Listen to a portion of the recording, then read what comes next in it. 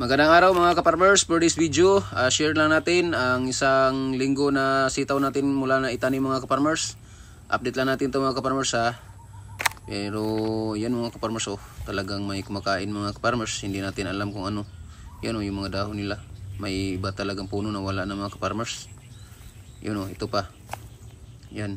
Iwan kung nagkaganya, bakit ganyan mga ka-farmers. No, hindi natin nakita yan kasi may sobra busy tayo. May mga lakad pa tayo mga ka-farmers. Ayan mga ka-farmers i-update ko to sa inyo lagi mga ka-farmers dahil may nagtatanong sa atin kung ano-ano ba talaga ginagamit natin. So yan, sa ngayon mga ka-farmers parang nagsimula na sila magtalbos. Yun, nagpapatubig na yung panganay ko. Sa ngayon mga ka-farmers, share ko sa inyo, kapag ganito pang edad yung sitaw nyo, wag kayong mag-abono, wag muna kayong mag-abono. Pabayaan nyo na lang muna mga ka-farmers. Kung tuyo ang lupa, tulad nito, patubigan lang ng patubigan mga ka-farmers.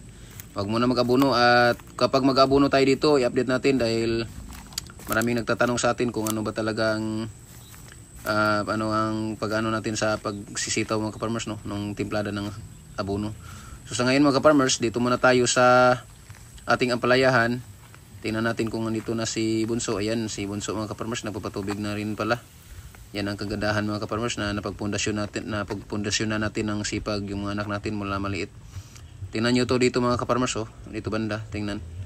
Ang ganda, may maraming bunga na maliliit mga ka-farmers Sana magtuloy-tuloy at napakasayo natin diyan mga ka-farmers dahil dito banda talaga ang lubog sa tubig baha nung maliliit pa sila. Nang akala natin ay wala na tayong mapala or wala nang pag-asa. Pero yun, naka-recover at may mga bunga na tayong nakikita tulad nito mga ka-farmers na kailangan nating i-ano niyan para healthy ang paglaki niya. So yan mga ka-farmers nakakatuwa talaga yung blessings ni Lord. Kahit na hindi 100% na maganda ang paglago mga ka-farmers, at least nakapagbunga. Dahil alam niyo naman ang pinagdaanan natin ng ating tanim ng palaya nung maliit pa. So yan, thank you Lord. At andyan si Bunso, nagpapatubig, gidumdum niya ang iyang trabaho mga ka-farmers kung sa Bisaya. So yan, iwan muna natin sila mga ka-farmers at doon tayo sa ating gagawin ang pag-aalaga ng baka. Manguha tayo ng pagkain sa ating alagang baka.